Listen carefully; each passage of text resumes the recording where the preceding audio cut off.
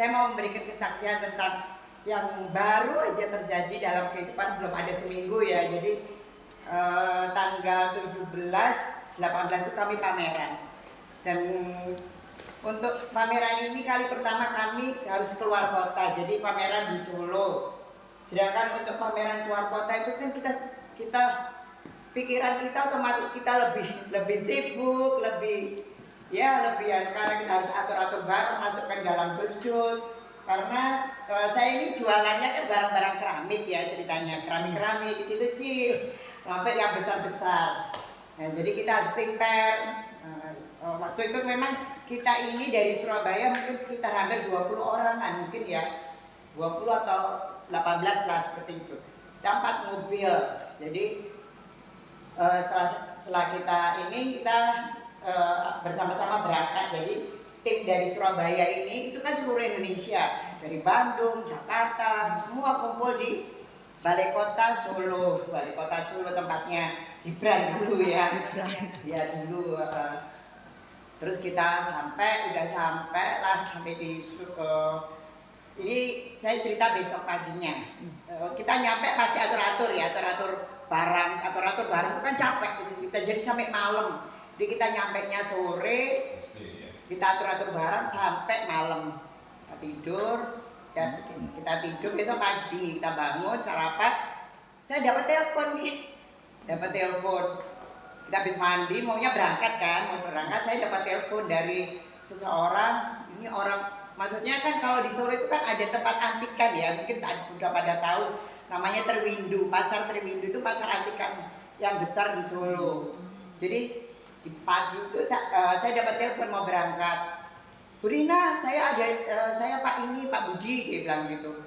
Pak Budi, saya mau beli keramiknya semua. Saya langsung rasa itu kayak tidak nih kok kaget. Terus saya bilang, maaf Pak, saya ini sudah mau berangkat Pak ke pameran. Iya, pokoknya semua itu nanti saya beli ya, dia bilang gitu kan. Saya masih belum ini lah, maksudnya kita belum.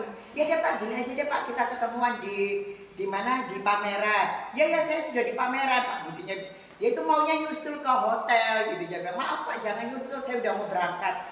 Setelah sampai di tempat pameran yang kita tata itu, buji itu kan banyak saya bawa buji. Cuman saya nggak bawa buji besar memang sih, karena mobil nggak mungkin cukup ya. Berarti bujinya yang paling besar mungkin 50-an mungkin yang saya bawa. Dan itu sudah tertata rapi, yang 50 cm, 50 cm, terus yang 40, yang kecil-kecil, yang cuma 20 udah tertata rapi semua kan. Terus saya sampai di tempat pameran, salaman biasa kan. Gimana kabarnya, selamat. Itu ada klien saya bukan cuma satu ternyata yang nunggu. Tuhan itu luar biasa ya.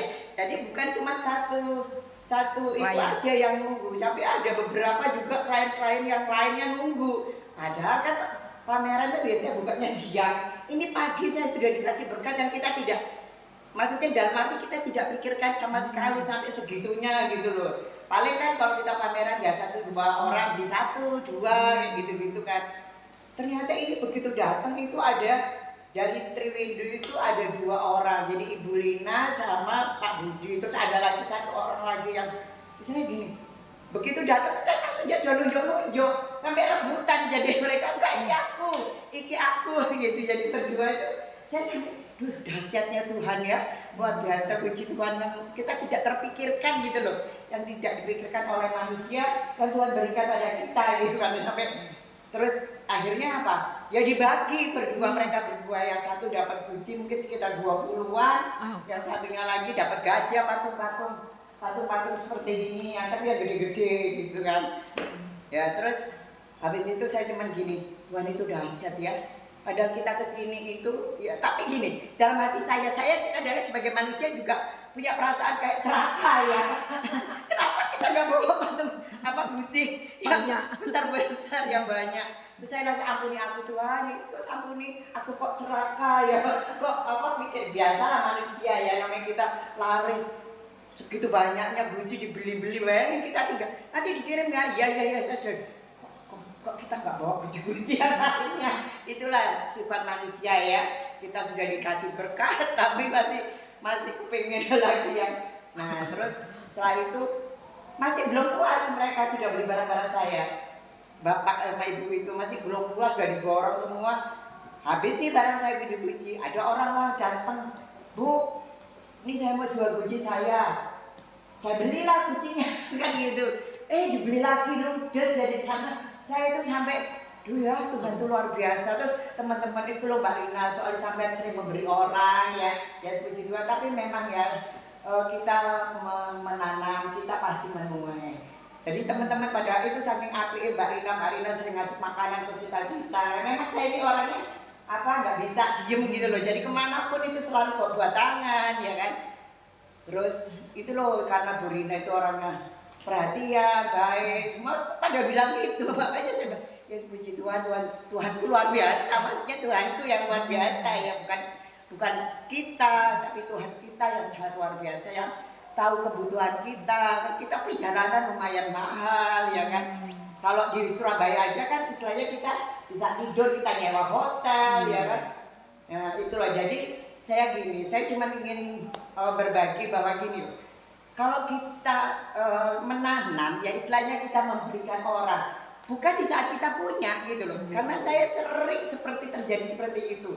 Kadang kita nggak punya duit untuk istilahnya bayar ini listrik, kan kalau udah mulai tanggal 10 sampai tanggal 20 mesti bayar listrik, tapi saya punya uang sedikit, kadang ada orang yang membutuhkan, tetap saya beri gitu. Misalnya gini, bukan di saat kita kaya kita memberi seseorang, tapi di saat kita tidak punya, itulah kita harus memberi. Jadi Tuhan itu kan melihat hati, bukan melihat kekayaan kita. Wah kita kaya, loh tentu orang kaya itu istilahnya ya kan mau memberi. Jadi itu yang saya tanamkan ke anak-anak saya, ke keluarga dan teman-teman antikan. Jadi teman-teman antikan itu saya bilang, kalau ada orang yang membutuhkan dan kamu tidak punya uang, kamu cuma sedikit bagian, saya selalu gitu, pasti berkatmu itu melimpah, nggak mungkin. Karena saya sering mengalami seperti itu. Saya dulu janda 25 tahun ya, yang saya harus membesarkan anak, yang harus bayar kuliah, bayar rumah kontrakan. Tapi Tuhan cukupkan, karena apa? Setiap saya nggak punya uang, saya cuma gini, Tuhan waktunya perpuluhan, saya cuma punya uang 25.000 nih Tuhan, gimana nih di gereja nih, saya cuma punya uang 25.000 Tuhan. Oke lah, kalau gitu yang 20 saya kasihkan ke perpuluhan, yang 5.000 saya kasihkan ke kolektor. Entah itu saya pulang jalan kaki atau naik beca atau apa kayak ya. Yang saya penting saya sudah memberikan yang utama ke Tuhan. Belum sampai saya, ini kesaksian saya, belum sampai saya keluar dari gereja, HP ini berdering bolak-balik karena saya silent. Sampai di depan buka pintu gereja, di pintu gereja saya angkat, sorry saya di dalam gereja. Contohnya apa? Tuhan kasih berkat itu enggak lama, detik itu juga saya harus ngirim barang. Bu, saya pesan segini sampai anak saya itu capek nganter. Aku udah capek ke Kuta, ke ini zaman saya masih single parent ya di Bali. Aku capek aku nganter ke Kuta, nganter ke Seminyak, nganter ke ini, aku capek. Jangan kamu bilang capek, ini berkat yang Tuhan kita tidak bisa bendung maksudnya ya. Dan Tuhan, jadi saya itu gini, setiap saya kekurangan saya tetap berbagi. Di zaman dulu bom Bali 1 ya, bom Bali 1 itu tahun 2002 mungkin ya kalau nggak salah. 2000 ya, tahun 2000 lah. Saya ini masih kos kan, kita baru pindah ke Solo itu karena di Solo ke Bali itu karena ada jaran-jaran kalau gitu, orang Cina aja dihancurkan toko-tokonya. Itu saya bawa lari anak 3 itu masih di dalam gendongan, saya bawa lari ke Bali. Yang saya cuma tahu saya harus keluar dari kota Solo. Karena Solo sudah tidak ada apa-apanya, saya harus keluar. Dan saya bawa anak 3, tahu anak 3 itu pun saya naik truk, saya nyegat truk di depan rumah saya. Yang Deka yang itu harus berjalan ke Bali. Ini cerita saya, mungkin banyak ya, maaf ya, mungkin banyak. Tapi di saat disitulah saya banyak mendapatkan mujizat yang tidak kita pikirkan gitu. Kita gak punya uang, kita pertama kali pindah kos, tidur beralaskan cuma kan spray. Terus tapi disitulah Tuhan kasih berkat kan. Saya cuma 3 hari saya diterima jadi pimpinan.